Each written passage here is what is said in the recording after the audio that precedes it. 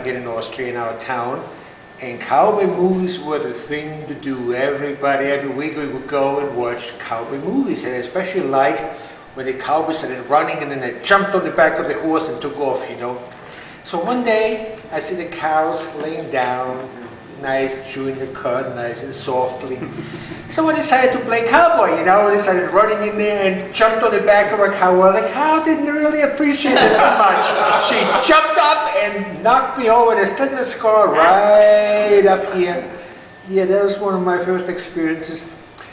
But the other interesting thing about cows in a village like that, I don't know where the farms where you were at, there was one bull in the whole village. And whenever your cow had the urge for something, you had to walk her to where the bull was. And they had a contraption put her in. And really for an 8-, 9-year-old boy to see what a bull can do is quite a challenge to get used to that. We had a lot of things to say about chickens.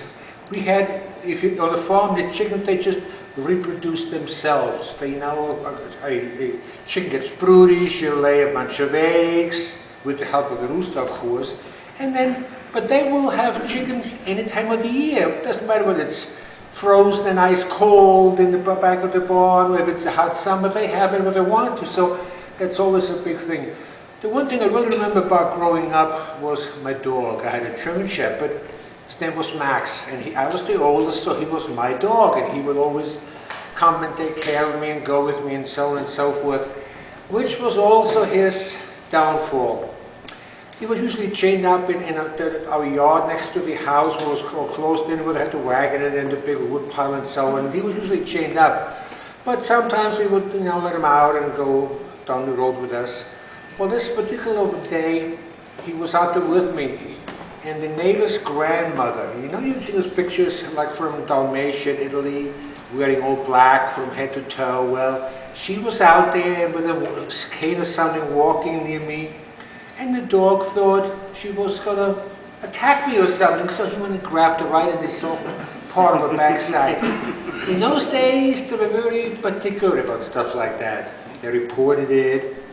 And this was a few years after the war, and nobody was allowed to have guns, so they had the Landjäger, which was like the a conservation officer kind of thing. He came, and I still remember that clear as a picture.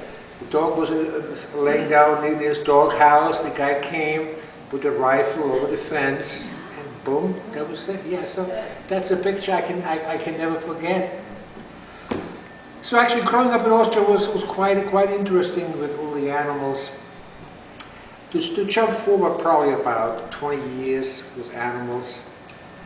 We got married in '67, the day, you know, back to the big movement, back to the earth, back to the country and so on. We bought a house up in New York, 2 acres of land, and we decided to raise goats.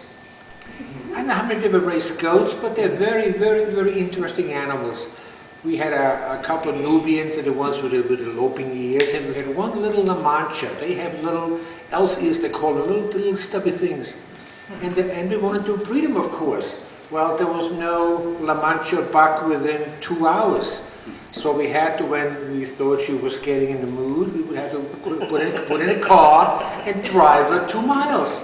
Well, goats are funny. They will hold everything in while they are in the moving car. But the moment the car stops, you've got to run around quickly, open the back gate, and pull her out. Otherwise, you have to get your car cleaned inside and out. And there are many so many little. Probably the worst part of it ever was this one Molly. She was a really, I hope there's nobody named Molly here. She was a really neat, she was a real good friend. And in the winter when we used to go up into the barn and feed her, and my wife would have like a snorkel jacket with a zipper, some of this goat figured out that she could grab the bottom of the zipper and just go zip, zip, zip, zip, zip, zip, zip, zip. And she usually get an extra handful of grain for that, you know, that made her very happy. But then something happened one winter, coldest part of the winter. One morning we found her dead in the barn. What do you do in the middle of the winter with an animal that's frozen like this, you know? So I had to go out there with a pickaxe and dig a hole. Oh, it was awful. And somebody mentioned chickens and how they were attacked. We had a number of chickens over the years. The first one, someone had given us the back of a camper, you know, those camper tops in the back of trucks. Someone had given us one of those, so I built a frame around it, and that was the home, and I built a covered run next to them. And then we had, you mentioned Rhode Island Reds, there's also a variety called Sex Links. They're also reddish and very, very, very brutish. Anyway, somebody had given us a little white silky rooster, cutest little thing. But of course those big red madams didn't appreciate this little white guy coming along and attacking them constantly, you know, so they actually killed him, they pecked him to death. One day we found him, yeah. So we fixed him, though. We got a great big red rooster. He was like this tall, and he was gorgeous, like you mentioned, with the colors and all. But he didn't get along well with our son. But then we had moved him down to the front, on the front of the garage side. We had I had gotten one of those 6 by 8 foot dog houses with a little house, a tiny house. So I had brought it home, and I had cut in the back. I cut a door in the back of it, put some nesting boxes inside, and well, one day our son, who was about, I guess, 6, 7 at the time, decided to go down and collect the eggs. Well, he opened the door, and just that moment, a chicken chose that very moment to lay an egg. He had never seen where an egg can come from. And when he saw that, it was like, oh, he didn't need eggs for weeks. They came out of there, how can you eat them, you know? But anyway, the other thing was this red rooster, for some reason, didn't like our son.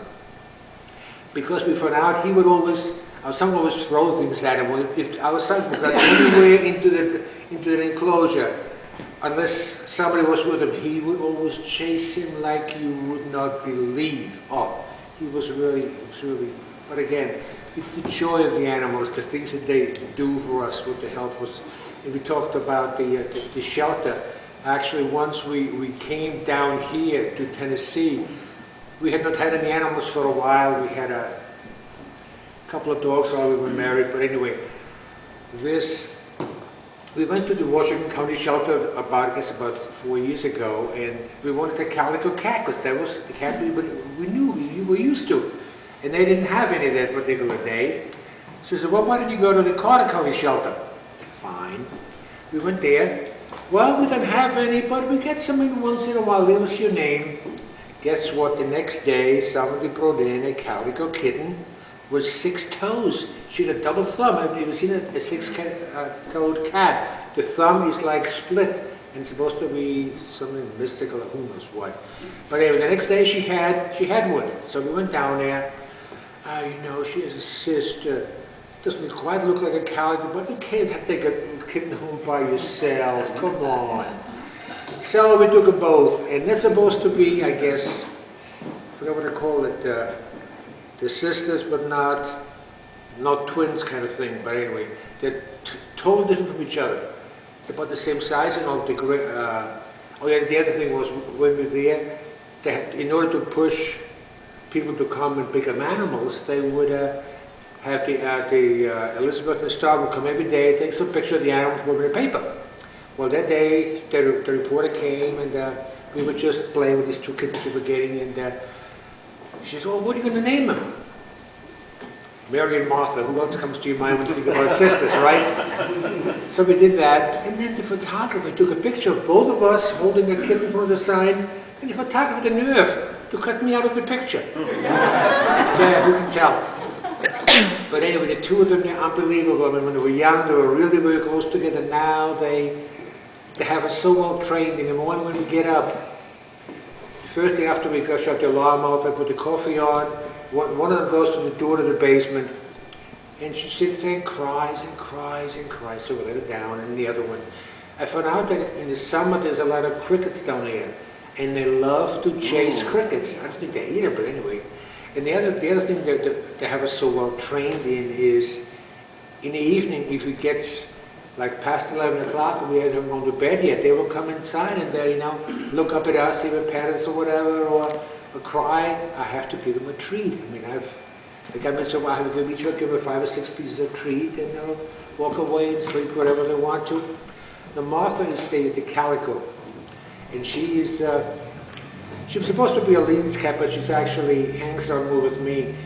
If during the day, you know, as older folks need naps, when I go into her bedroom, she usually spends most of the day on a piece of furniture right next to the bathroom window, so she can see out and watch the birds and the squirrels.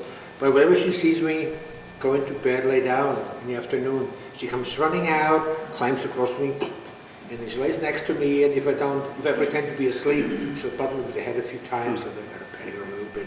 And she'll lay there. But the moment if Aline walks in the room, she gets up and walks away like she doesn't like any competition. So really,